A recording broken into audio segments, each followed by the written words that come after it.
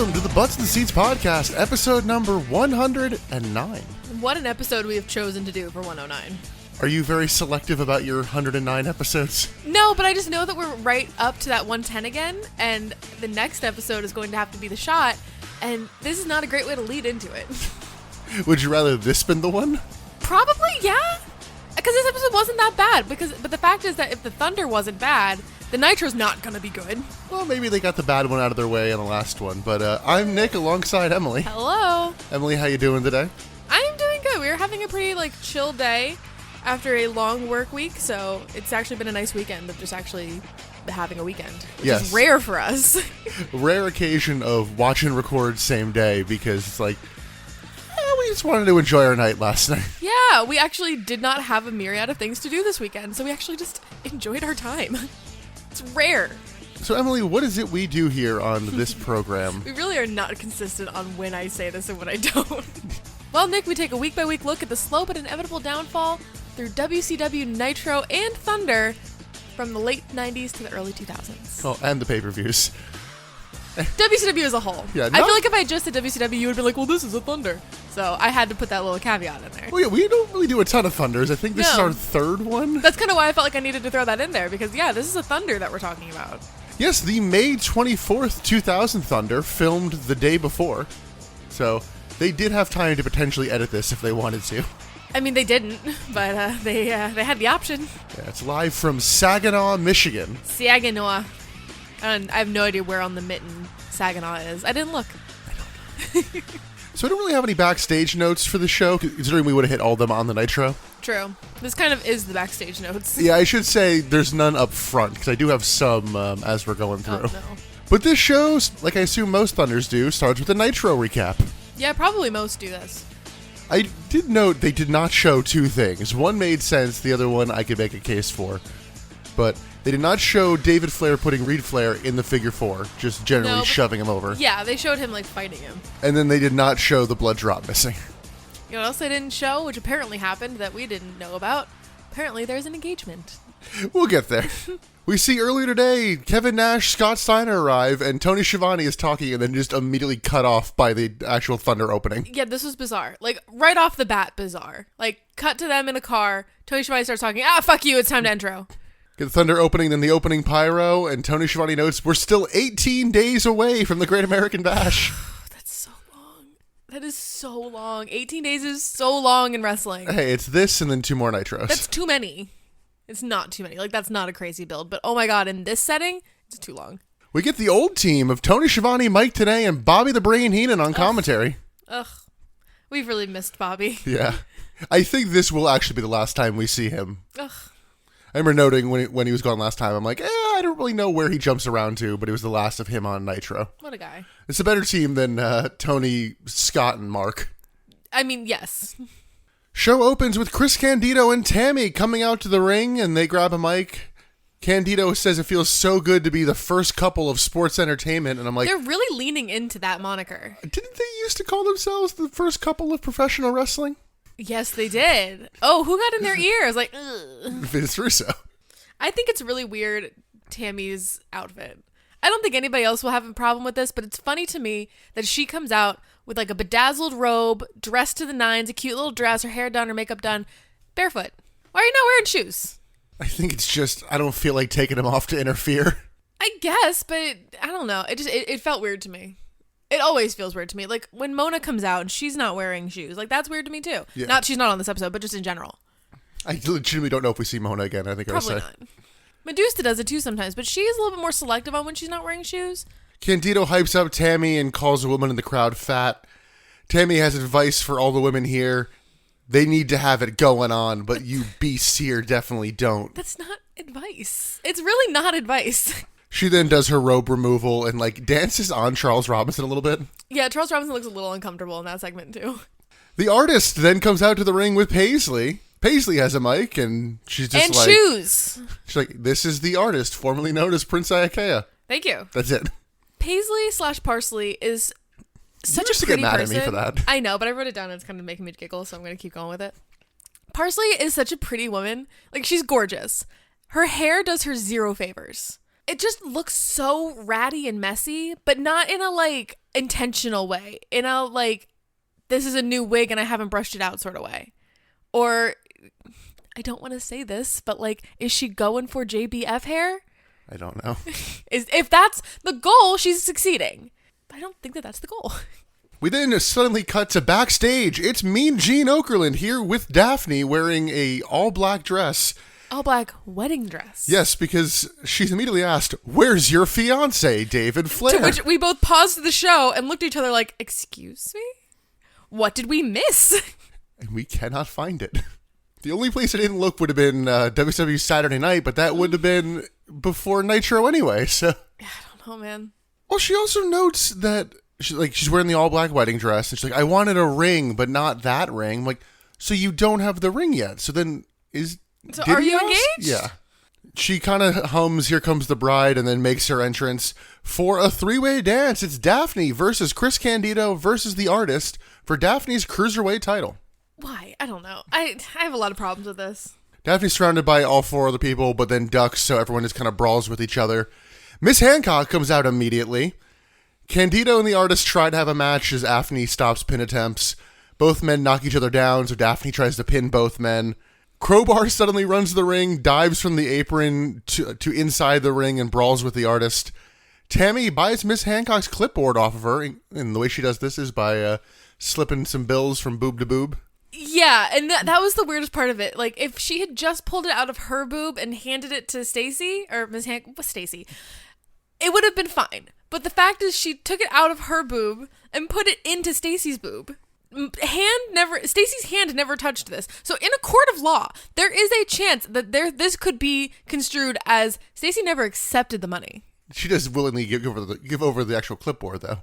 Semantics. Candido holds up Daphne, but it's the one thing they didn't want to happen is Daphne ducks, Tammy hits Candido with the clipboard, and Candido falls backwards in like a tiger suplex sort of position, but ends up with Daphne on top of him, and Daphne gets the pin. Daphne wins! So Daphne is still the Cruiserweight champion. Crowbar and Daphne celebrate. I was like, okay, I guess Crowbar's fine with having lost the title on Monday. Yeah, he doesn't really seem fazed at the fact that like he was not part of this. Yes. It's strange. I think that they should be the ones that are engaged. She looks so happy after she wins. She's like, yes! Yeah, I did it! Daphne and Crowbar are a better couple than Daphne and David. Chris Candido then kind of like stumbles to the back. He sells this so well. Like, he got hit with a clipboard. He probably got hit pretty hard in kayfabe, whatever. But he sells this, and he's like wobbling and like about to fall over, and Tammy has to catch him. Like, the man's an actor. Well, he sells this so well that Tammy decides to follow up his stumbling performance with the stumbling performance of her own on Nitro. This is the last appearance of Tammy on the podcast. Are you fucking kidding me? Tammy, on Nitro, they find drugs in one of the bathrooms, and it gets traced back to Tammy, and then they're like, "You have to do a drug test," and she goes, "Oh, I guess someone drugged me." This is it for Tammy. Oh my god. She's supposed to do a segment on Nitro, and they're like, "No, we're not." Oh my god. I was not expecting that. Yeah. Wow. They did not. She did. Candido sticks around a little bit, but they get rid of her. Take your bare feet and get out of here. Yeah, she, I think to this day, denies it, but it's like, your word has lost some credibility over the years. Your excuse is, "Oh, someone must have drugged me." You sound like a kid whose mom just found pot in their room. Like, "It wasn't me, somebody planted it there, honey." Yeah, after people noted that you were in the bathroom for a very long time. Come on, girl. I'd respect you more if you just owned up to it. Yeah, so that's it for Tammy. I don't really feel the need to do a whole thing here. I don't think ECW touches her again. I know WWE doesn't, so I think she's just got some sunny days ahead of her. No, not really. Well, when does the porn happen? Quite a while from now. So, Emily, any thoughts on this actual match? I kind of liked seeing Taff, Cappy, and Parsley just to remember that they exist. Yeah. The hat on Taff was something else. Did you even notice it? Oh, I do want to know that your full sentence there was the hat on the Artist formerly. Taff. It was like a scarecrow's hat.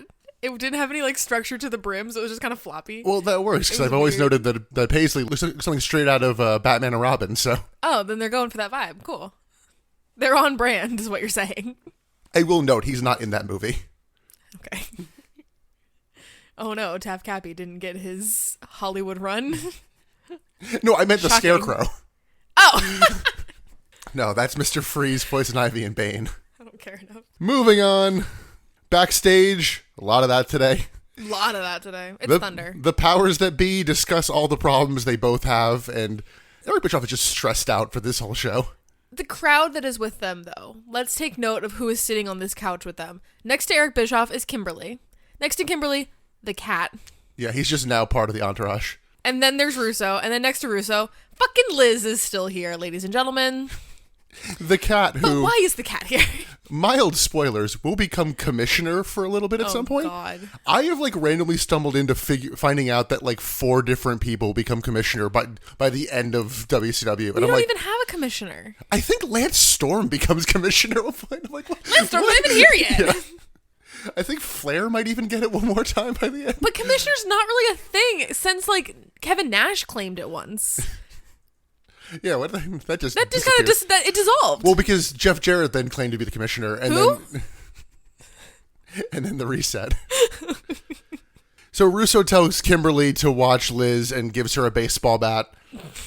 Kimberly asks how this will make her a star, and Eric Bischoff is just like, "Fuck." Shut up.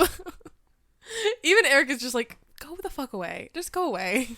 We see earlier today, Ralphus and Norman Smiley are selling various cosmetics. Yeah, they've gone into retail. So now they're selling lotion, and I saw nail polish remover and shampoo, I guess. I don't know. Very random body and skincare shit. Okay, there is a Chekhov's gun here that I don't know was either so poorly delivered on that it was delivered, or it just kept being set up and nothing happened with it. Because they're selling the cosmetics and the lotion and all that. Later in the episode, I did catch Kimberly this. complains about lotion and tells security to go get her more. So did she got one of the ones they were selling, or I thought they were going to go. They never went It's back half to a it. joke. It is half a joke because I did catch that too. I thought she was going to do something with it, but the whole crux of that later on the show was, this is garbage. I need my stuff. Yeah. Go get me the better stuff. Kind of selling what they're selling is shit. Yeah. I was ready for this to somehow turn into a dyed hair thing. Oh. Anyway, the actual wrestlers. Norman and Ralphus are trying to sell this stuff. Shane Douglas walks by. Hey, here's the franchise. He has money. I want to note that you just mentioned the wrestlers and said Ralphus. So just want to put that one in there for you. Shane Douglas just suddenly goes, I gotta have a match tonight. Why don't I face you guys in a handicap match? And then Norman's like, but we're fired. It's fine. Okay. It's grand. All right. So they give him some lotion on the house. On the house. That's my thought is, the lotion then is handed off there. Did somehow this end up in Kimberly's hands? That's the same bottle that Kimberly has later. Okay. Or at least the same brand. Maybe not the exact same bottle, but the same brand. So we have a handicap match coming up in a second. Before that, backstage, Kimberly just kind of whinges to Liz. Whinges. Yeah. Liz does not want to be here for real.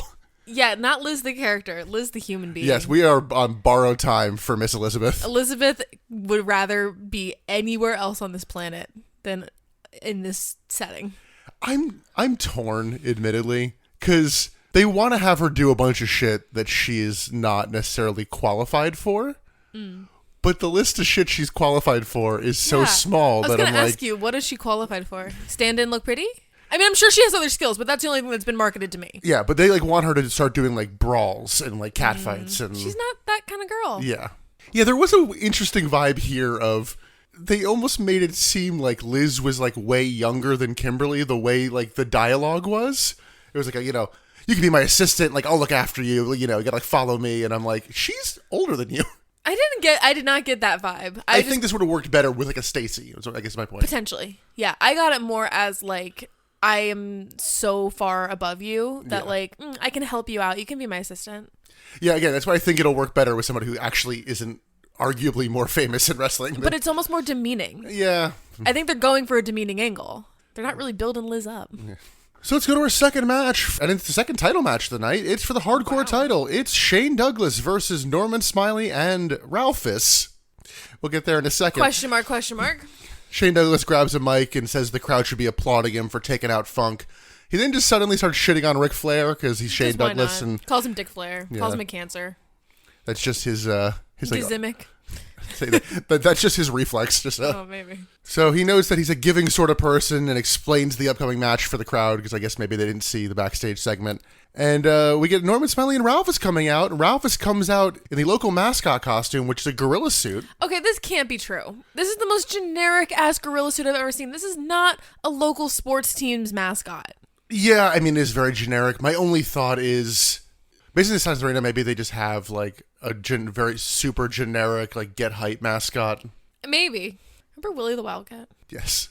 Where's Wildcat he? Willie, please. Sorry, Wildcat Scott Willie. Steiner killed him.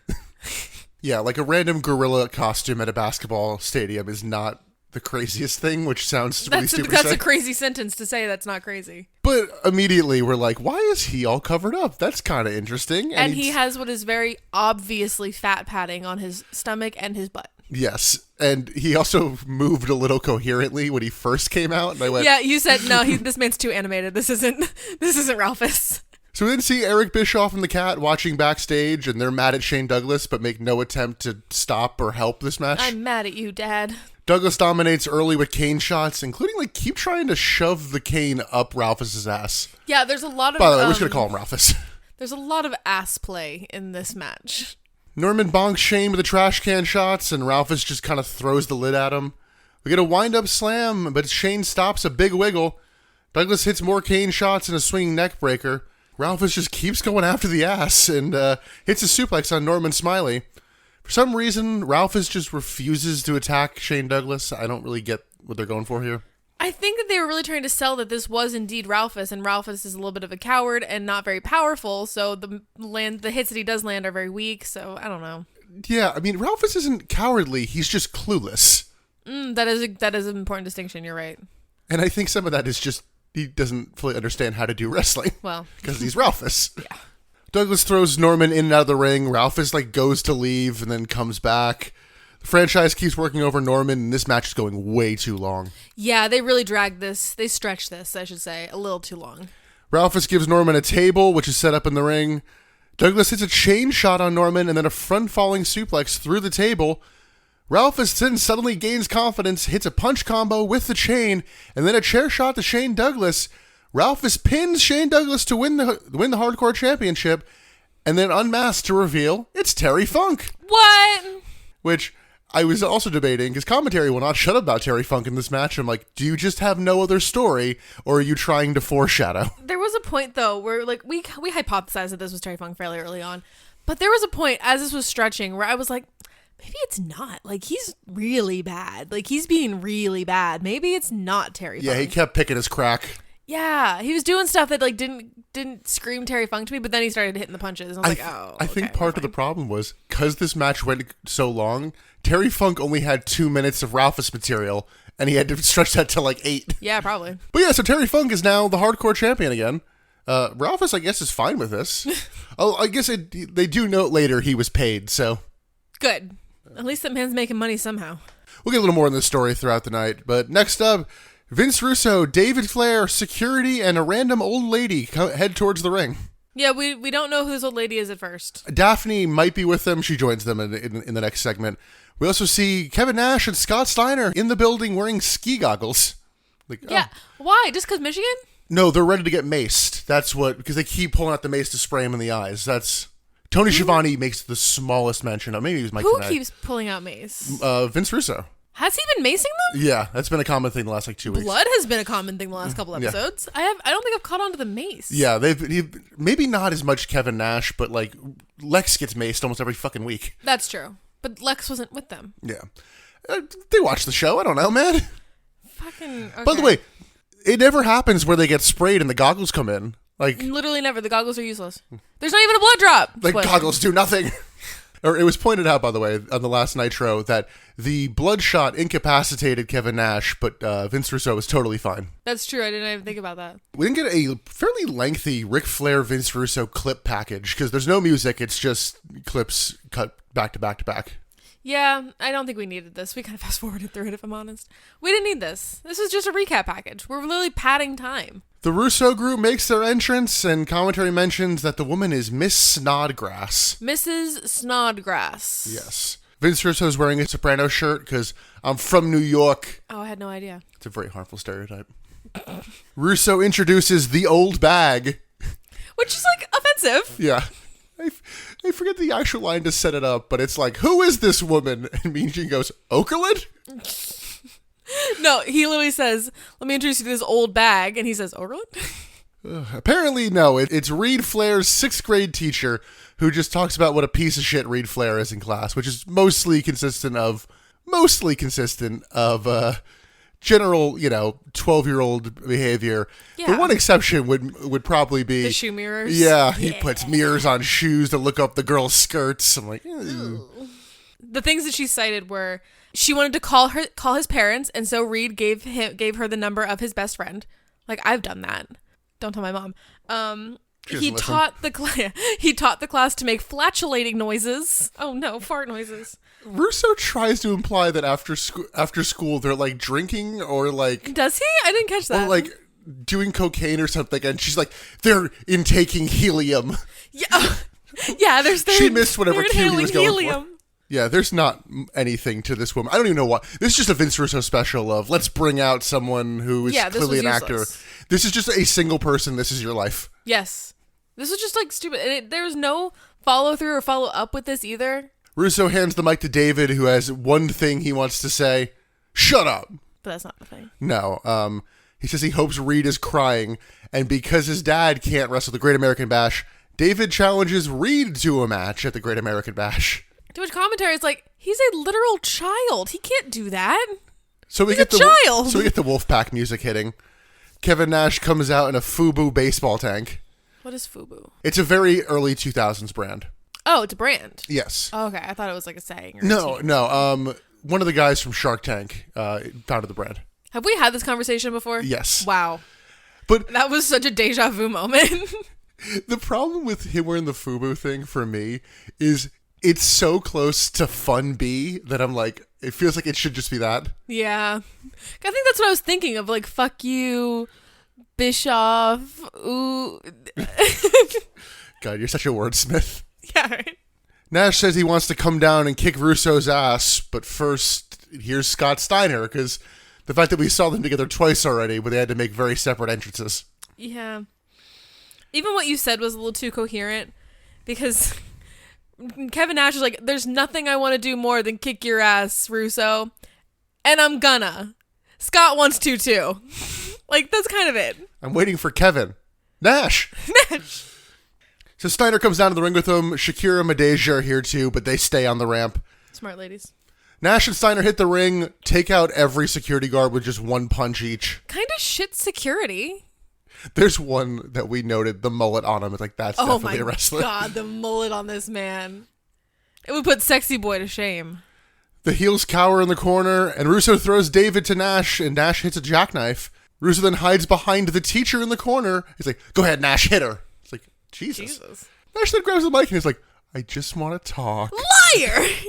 10 seconds ago, you were at the top of the ramp saying, there's nothing I want to do more than kick your ass, and I'm going to. I'm going to. So the lady gets out of the ring. Nash immediately grabs Russo by the throat. Steiner grabs a mic and just starts screaming at Russo. I told you to bring your New York ass Michigan to kick your ass, my friend. That was good. That was a good impression. So we want a 3-way dance tonight. So yeah, there's a title match now. Jeff Jarrett versus Kevin Nash versus Scott Steiner. Russo agrees under much duress. Yes. But bear in mind, he is the booker of the show, so he has the power to do this. Bear in mind. Are you sure about that? Because when he goes backstage, Jeff Jarrett's like, who do you think you are making my title matches? Of the show. It's his whole job to make that match. I'm Why are chosen you mad? one. Why are you mad? By the way, this is the first appearance of Jeff Jarrett tonight. Who? Sorry, random NPC number 4. Random champion extra. Like, yes, it kind of sucks for you. It does. This is a shitty situation for Jeff Jarrett to be in. But also, of all of the people that can make that match, Vince Russo's the only one that can. He's the only one that can make that legitimate. So, like, sorry, sucks for you, man, but it still happened, and it's his whole job to make a show and a match. We then see Eric Bischoff and the Cat scolding Shane Douglas, like, what the fuck are you doing? Like, fair. Then again, he did put Shane Douglas in charge of Thunder a couple weeks ago, which I think was only meant to be 1 week, but then they realized, oh shit, we taped this back-to-back, so it had to be 2 weeks. Yeah. Eric Bischoff tells Shane Douglas to take care of Terry Funk, which basically just implied murdering him. Yes. Get it done, is kind of what he said. We then get the Filthy Animals versus the Misfits in action. Kind of weird to do on a Thunder with no announcement. But with the quality of the match that it is, I'm kind of glad that it didn't have an announcement. Yes. By the way, this is also a 8-person elimination match. Oh my god. The Filthy Animals come out to what might be a new dance theme. 100% a new theme. This is one even I clocked. This is a new theme, brother. Juventud Guerrera cannot figure out the silhouette entrance. He keeps moving. Yeah, he doesn't get I it. not actually my best bit, but goddamn, it's close. Conan grabs a mic. Where are my dogs at? Shut up! No one asked you. Feel that? That's enough. That's enough. Very same energy. Like, you asked a question. What do you mean nobody asked? What do you mean? He also says, "Why you guys are calling yourself soldiers when we're the original soldiers?" Hooty hoo! And I'm like, oh no. We don't even talk about the No Limit Soldiers. The MIA's music hit. They jogged the ring. It's like, okay. Oh, hooty hoo. Misfits in action clear the ring as everyone splashes disco in the corner. Notably, commentary says, don't expect a lot of tags in this match.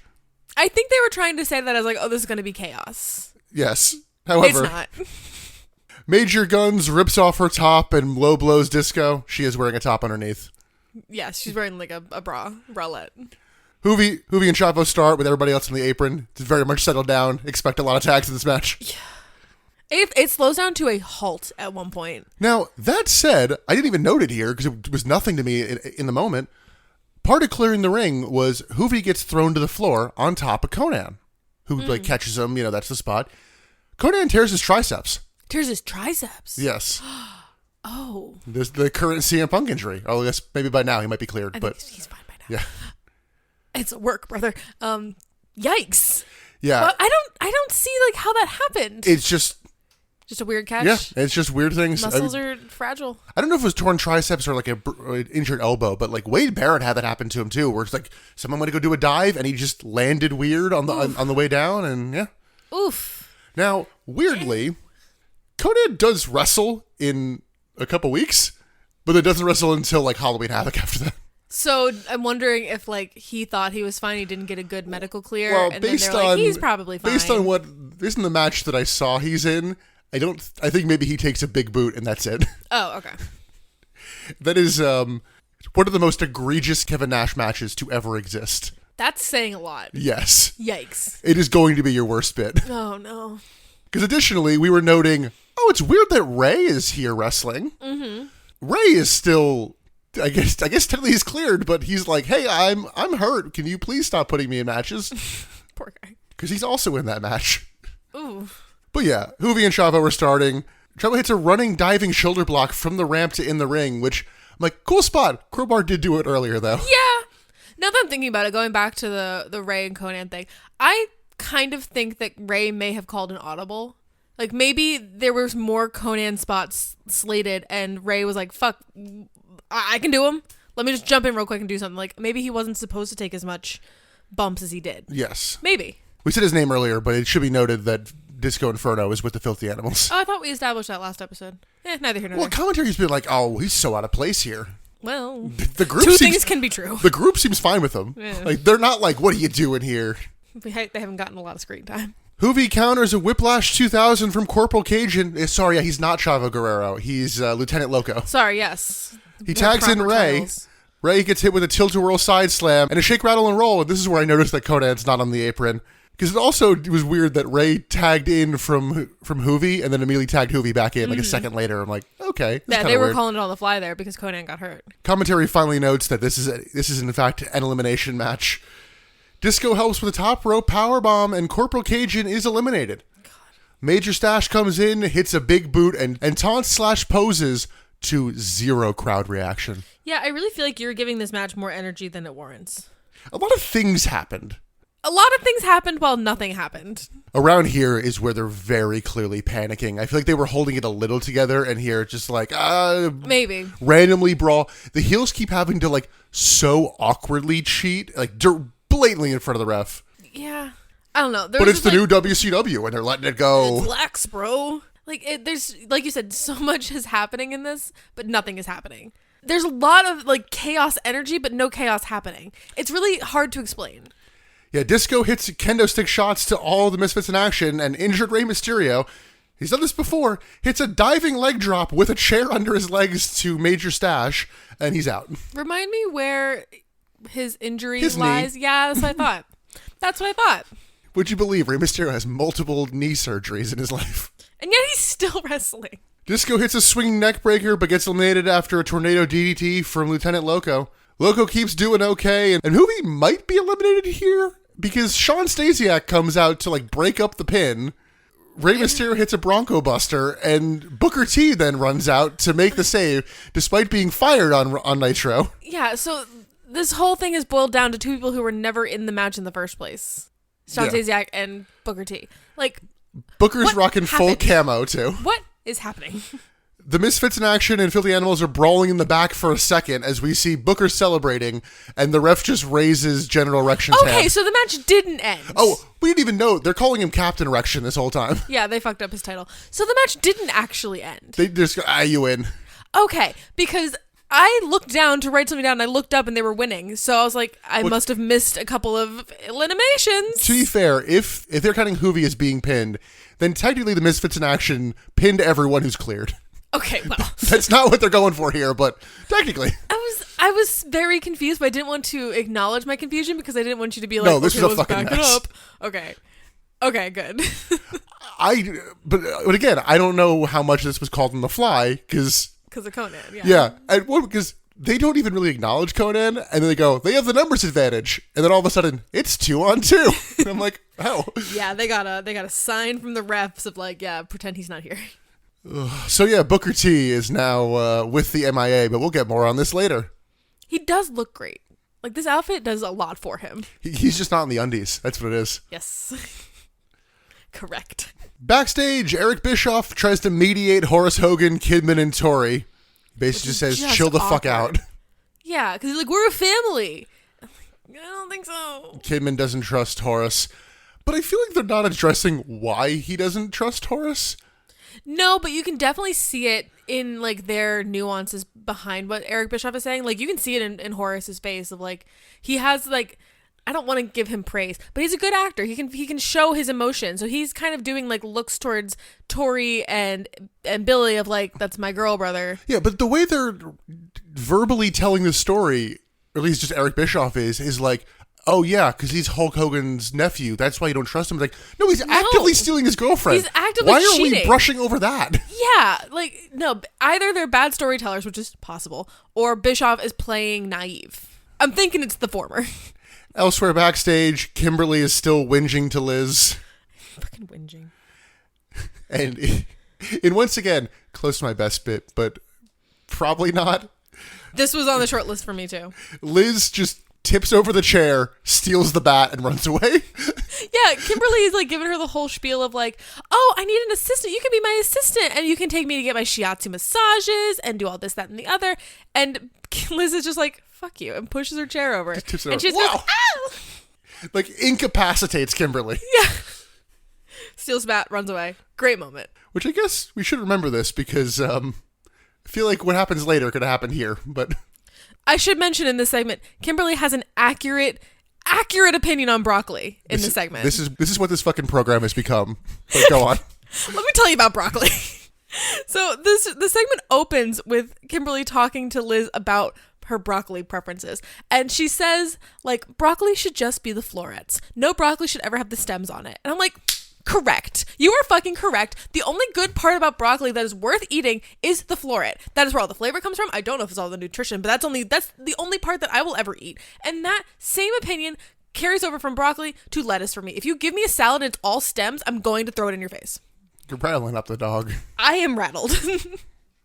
But that was the first time in a long time that I've been like, you know what, Kimberly, you're fucking right. Let's talk about broccoli. Elsewhere backstage, Vince Russo is mumbling with Rick Steiner and Tank Abbott, and Tony Schiavone is like, what are they saying? And Bobby Heenan actually goes, if you shut up, baby, we'll fucking hear them.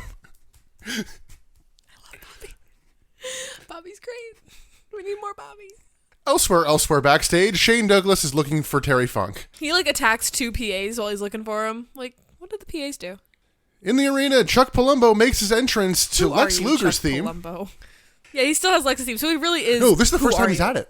I thought he came out to it before. On Nitro, he's come out to it. We noted how generic his music was last episode. So. You can correct me if I'm wrong, but I'm 90% sure, at least on one episode of Nitro, Chuck has come out to Lex's theme. Maybe like his first one, because they're trying to like play up a little. Yeah, it wouldn't shock me. I think that he has done this before. I only really noted it because we talked about how bad his music was last episode. Oh, true.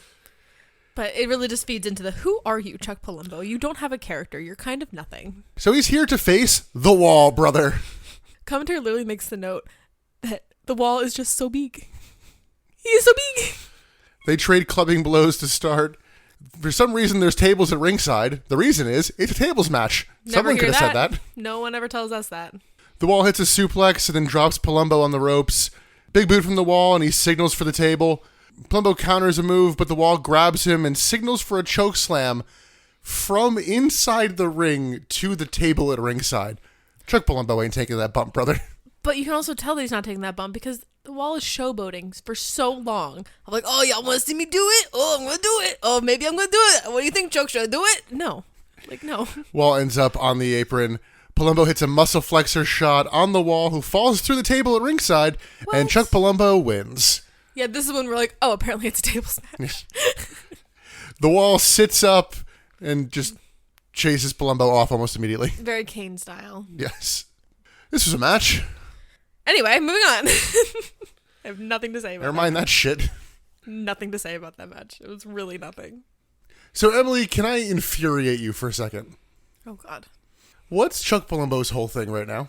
He's imitating Lex Luger's whole thing. So what would that naturally set up? Lex being pissed at him for some reason? I don't know. So, like a match between the two of them? Sure.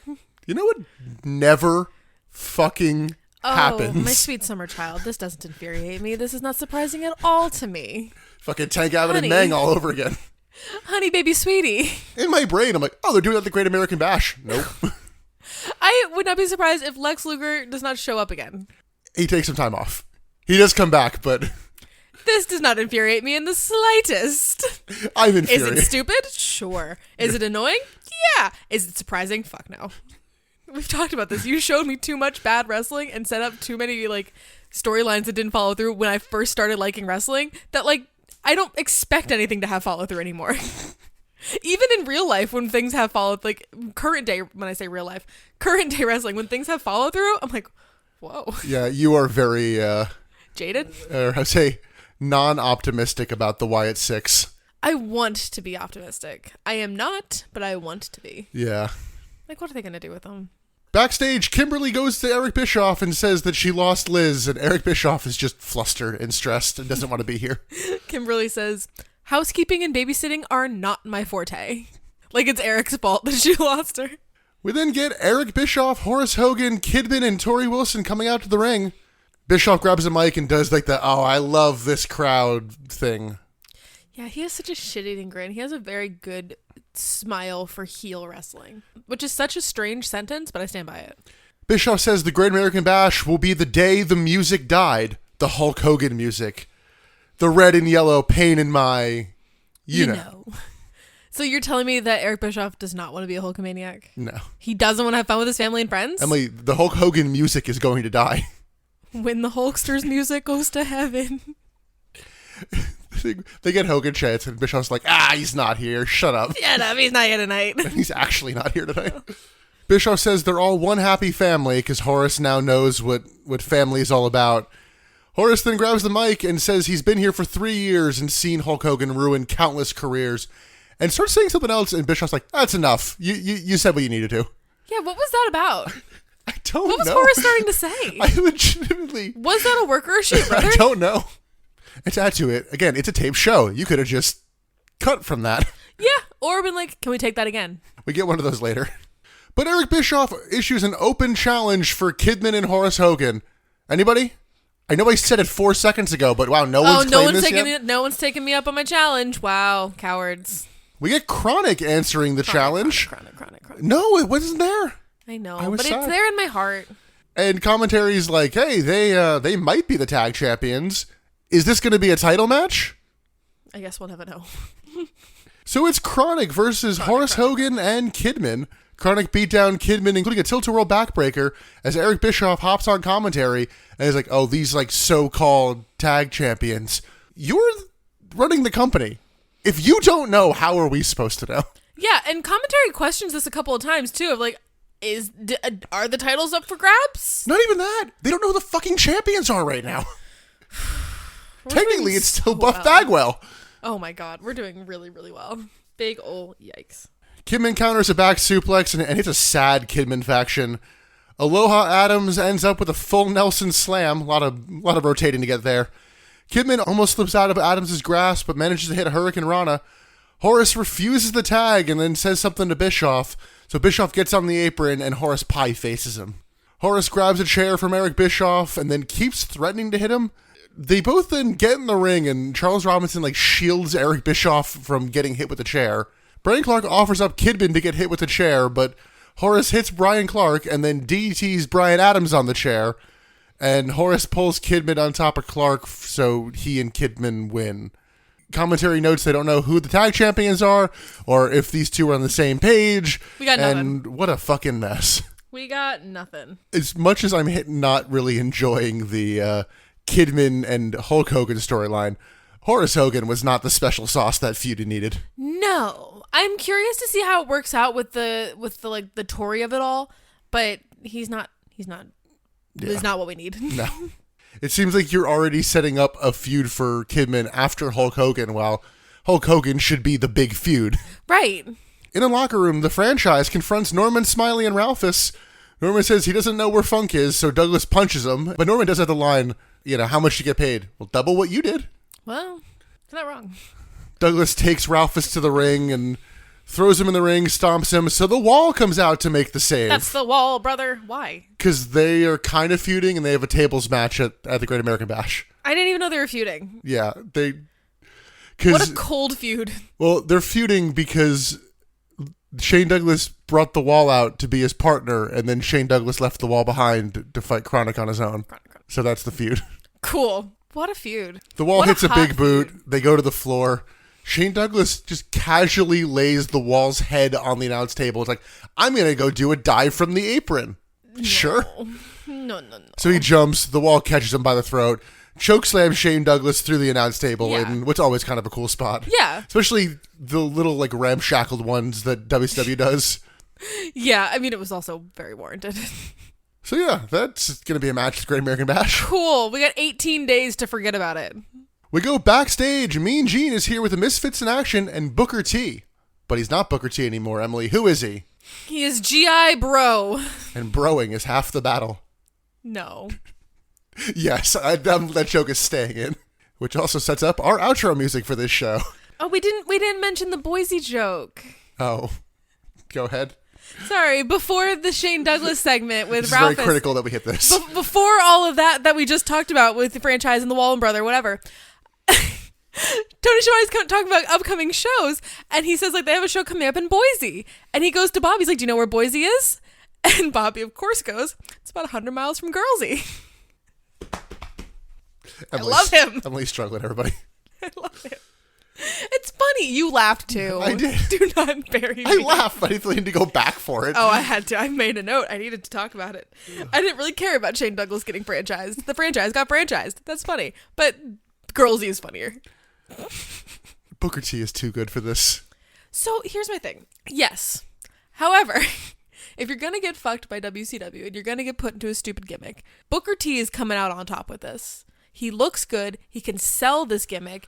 He has all the words and the verbiage for it because apparently this was his thing, what you said 10 years ago? Yeah, I don't think it's the same verbiage from then. This could have been way worse. When he came out and said G.I. Bro and he looked at me, I was like, oh, that's not what I was expecting. And that's fine. We're not looking at Lieutenant Loco here. I think he has this gimmick for 6 weeks or less. I just really like the look. I love ironically, I really love the all camo look.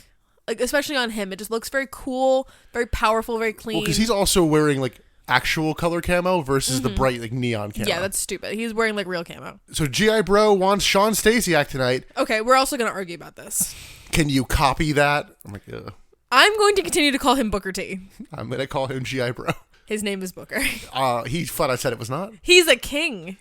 I did know that they're like fine calling him Booker T again, right in time for him to change his name. Right. In the back, Vince Russo and Jeff Jarrett argue. Steiner does push-ups with one of the ladies on his back. Kevin Nash is also prepping for their match later by drinking a coffee or air quotes around coffee, and read a newspaper. Kimberly tells security to go look for Liz and to get her more lotion, thus paying off the joke. I don't know. What joke?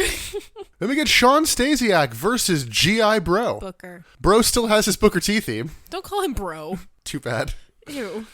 Stasiak beats down Bro and does some Mr. Perfect mannerisms. G.I. Bro rips his pants off and chokes Stasiak with them. This is how you do tearaway pants.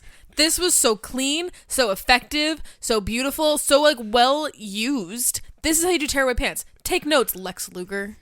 G.I. Bro takes his vest off on the week. floor. And I'm like, all right, if he takes off all the G.I. Bro gimmicks, he's now back to being Booker T. But his little undies say G.I. Bro. Booker hits a clothesline in the corner and tries for a 10-punch spot, but is dropped on the ropes. Stasiak hits a diving clothesline from the top. Booker manages to counter a back suplex and eats a big clothesline.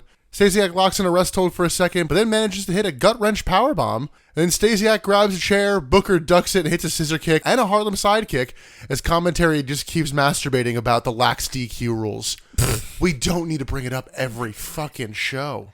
Are they like getting hit for it in some forums or something online of like people saying, oh, they're going too easy on these wrestlers, whatever, yada, yada. Like, why do they need to keep bringing it up? There must be some other discourse that we're not privy to. We get a bookend to Stasiak, which I'm like, oh, that needs a new name.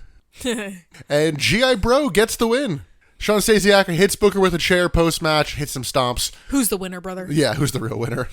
This is actually a fine match. I actually enjoyed this match a lot. This is a pretty good match. Minus the who's the real winner, brother, which kind of annoyed me. I'm like, oh yeah, I liked this. This was good. Booker T is a good wrestler. And Stasiak's fine. He can carry his own. He was fine. And like I like this new gimmick for Booker. I'm on board. I like it. It's better than whatever the rest of the Misfits in Action got. You're telling me it's better than huge erection, Emily? Yes. Major stash. We then see a previously recorded Mike Tenay interview with Sting. This is an interesting interview. I kind of like this. I didn't. No? No. I like the glimpse into characterizations. I liked it in theory, but in practice I wasn't as into it because Sting is just on one during this whole interview. Yeah, he seems irritated that he has to be here. But like maybe in character. I think he's just irritated he's still fucking working this feud. Well, maybe. Sting says that Vampiro is nothing to him and says says he's better at mind games than anyone, including Vampiro. Mike Tenay asks what Sting sees himself in Vampiro.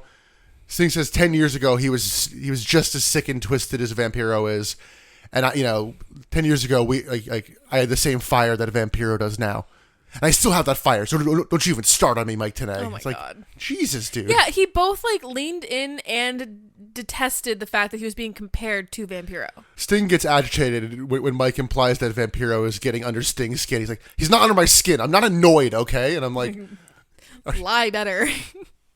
And then he gets asked about the Human Torch match, and he's like, yeah, I've never been in one. Getting someone on fire to win a match is stupid. But I never turned down a challenge. Even if I don't want to do it, I'm going to do it. Mike Tenay asks very simply, is this match worth risking your career? And then the lights go out. We hear Vampiro answer. Mike Tenay immediately is calling for security. And it's very clearly a camera like fade back in because half it's not the set is on fire. On, yeah. So the whole set is on fire. I guess the curtains. The whole set. It's a little like two little sections of pipe and draper, but like highly flammable pipe and drape because this shit goes up quick and it's just gone. It's like paper pipe and drape almost. It was a cool visual. I don't know. I didn't mind this because I like getting into Sting's head. I like hearing from him. He's one of those people that I don't detest hearing talk. So I like when we can have these opportunities where it's literally just talk and you're not going to get interfered by fucking Russo. Yeah, I just thought this was kind of, like, wasn't bad, but yeah, Sting's energy in this whole thing was kind of strange to me. Yeah, but I think that's kind of leading into that feud, you know? Like, he's irritated that this feud is a thing, both in character and out. We then get Mean Gene interviewing Kimberly, who just complains like all women do. Ugh, God. That's the way this is written, is Vince Russo going, women always complain about their shopping and their shampoo, and it's like... Bear in mind, Vince Russo's married. Vince Russo married a woman. Do I need to remind you of that all-women I remember. promotion? Again, he married a woman. I need to meet that woman. Are you okay? But yeah, it's like every stereotypical, like, oh, my nails broke when I did this, and they didn't have and this was the wrong brand, and I'm like, bud. Okay. Have you ever broken a nail? Especially an acrylic nail. That hurts so fucking bad. And fight me. In the middle of all this whinging, Liz comes up, attacks Kimberly, and like drags her off via a bandana. She kind of like takes a note out of Booker's new tearaway pants and kind of gets something very similar to that and wraps it around Kimberly's neck and like drags her out. It looked like the same tearaway pants almost. Then we get DDP come into the ring and says he has 3 words for Eric Bischoff. You really suck. Tell him. This was a bad promo from DDP. This was sad. Literally, my note on that is hot start here. And it doesn't get better. But yeah, he's too fired up for the energy of this show and where he's at in the feud. Yeah. Because DDP says that Bischoff didn't make DDP. He busted his ass, and that pisses you off, Bischoff. DDP then notes that Bischoff stole his wife and had Mike Awesome take out Canyon, and shifts to Mike Awesome. Can I call ya Mikey? No, you cannot. And then we get Liz dragging Kimberly the ring. He's like, oh, shit, look at this. So Liz bends Kimberly over DDP's knee. There's now a chair in the ring for some reason. Yeah, why was there a chair? And DDP spanks Kimberly while like going over the bad things she did in the background of this shot. Oh my God, hold on. I hate this. So I'm going to run you through this because this is amazing. So while this whole uncomfortable scene is happening where Kimberly is bent over DDP and he's just smacking her ass, it's very uncomfortable. It's not sexy. Kimberly has gone back up the ramp in a very like, you know what? I've done my duty. Take your wife. Do what you will. So she's walking to go back and she turns to look back at the ring. Chuck Palumbo comes out, kidnaps her, and just takes her off the stage. They never cut to this once. This all happens in the background. They kind of cut to it once, but they're cutting to the projector. Yeah, that's to the screen. Because at the same moment we see Mike Awesome in Canyon's hospital room, and it looks like we're cutting more to that. But even the editors are like, "This isn't important." Like, but Liz getting kidnapped in the behind this background is so like, what the fuck are we doing, guys? This is so stupid. I fucking loved it. I loved it. I wanted them to not get anywhere closer to where they were until she was fully off the stage. I wanted this to fully exist in the background. Loved it. Yeah, so Mike Awesome is in Canyon's hospital room. I would have loved it more if she didn't like struggle a little bit. She struggled a little bit, but not much. If she just allowed Chuck to pick her up and just flop her over her shoulder, that would have been perfect. Awesome threatens to beat up Canyon and then tells the camera crew to like, all right, shut it down. I want to leave the rest to DDP's imagination. So he did nothing. I continue to be mildly convinced that Canyon's going to turn on DDP. He's going to come back and they're going to do like a brain damage angle. Oh, God. During the break, DDP called for security to get to Canyon's room. And it's now time for our WCW Thunder main event. It is Jeff Jarrett with Vince Russo versus Kevin Nash versus Scott Steiner for the WCW title. It's more so sold as a 2-on-1, but it is technically a 3-way dance. Yes. After Scott Steiner comes out, Russo notes that he is now going to be the ref for this match. Kevin Nash's music hits, and Vince Russo acts surprised. You booked this match. Yeah. Why are you surprised? So... You booked a match that Kevin asked for. Of course he's here. Well, yeah, he asked for it, but Russo bails, so Kevin Nash follows him through the crowd, despite the fact that you literally were choking him in the ring in the middle of the show. Demanding a match with Jarrett, not a match with Russo. Yeah. Huh? His commentary's like, I guess this is a one-on-one now. Yeah, that moment when they said that on commentary, you paused and I looked at you, I was like, what did I just miss? You're like, nothing. Steiner hits an elbow drop on Jeff Jarrett and then press slams him. Nash suddenly comes back to the ring and Russo appears on the stage with security. So then, because we can't have a triple threat match, Scott Steiner goes to fight Russo and security. Oh my God. For some reason, referee Billy Silverman stops Scott Steiner from using a bat on Vince Russo, who's not in this match. Why? Then we can see towards the stage, Tank Abbott and Rick Steiner have kidnapped Shakira and Midajah. I totally missed that it was Tank and Rick Steiner. Why is there so many women being kidnapped? Why is kidnapping because such women a are thing? weak, Nick. Women are weak. They're just gonna go outside and get kidnapped, Nick. It happens all the time in New York. Scott goes to save them. Russo then gets in the ring, but Nash goes to powerbomb him. Jeff Jarrett stops that with a baseball bat and then hits uninteresting offense to Nash.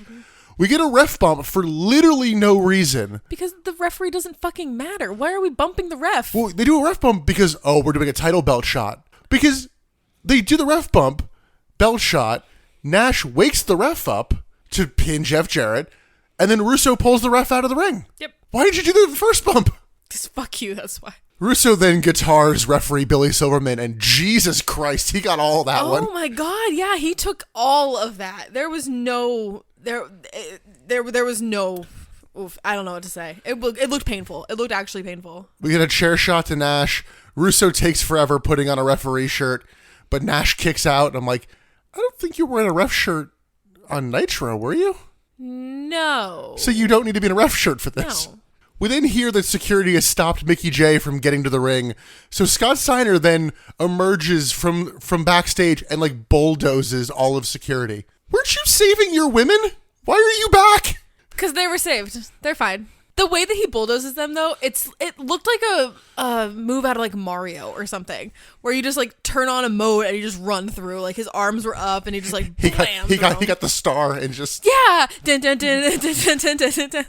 So Steiner then goes after Vince Russo. Kevin Nash powerbombs Jeff Jarrett, and Mickey J counts the pin. So your new WCW champion for the 16th title change this year. Oh my god. Kevin Nash. Oh my god. Nash celebrates with Scott Steiner, who I guess was fine not winning the title. Yeah, it's fine. Why wouldn't it be fine? That is the show. Emily, thoughts on this main event? What the fuck? Yeah. What the fuck? Remember when you're not going to have cluster finishes here in WCW? What the fuck? I don't know. There's nothing else to say.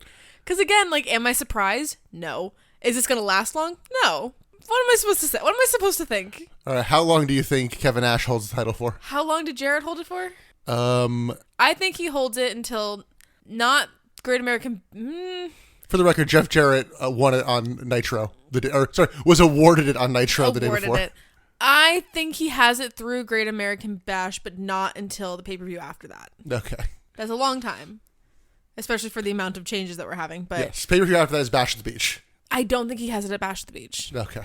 That's my final stance. Okay. I'm wrong, aren't I? We'll have to wait and see. I'm wrong.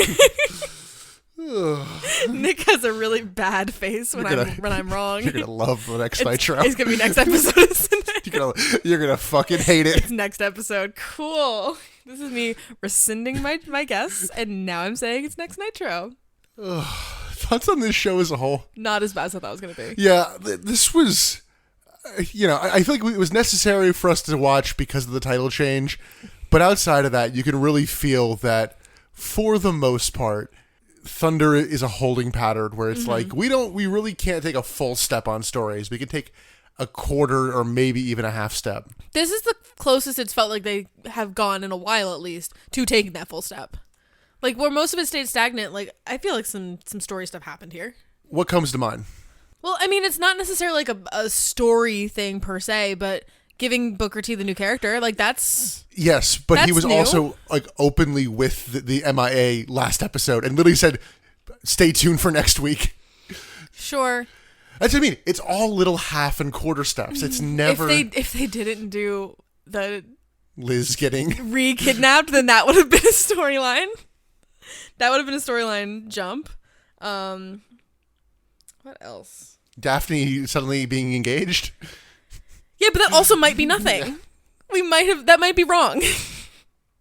Terry Funk.